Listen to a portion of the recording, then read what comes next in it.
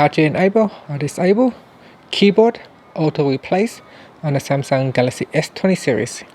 First, tap on the home key to go back to your home screen, then swipe down at the top and tap on the settings icon.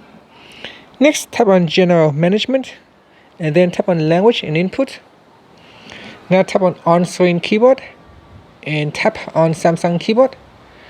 Next, tap on smart typing and here tap on auto replace, and you have to go down to the different language and tap on the switch to turn it on or off for each of the language that you have installed.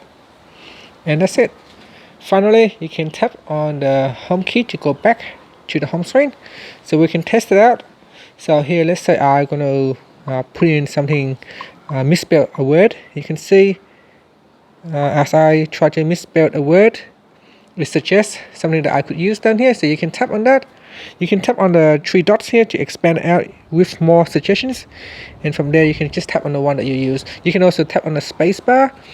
So here, if I say suggest and I see that I make a mistake, I can simply tap on the space bar for it to auto correct. And that's it. Thank you for watching this video. Please subscribe to my channel for more videos.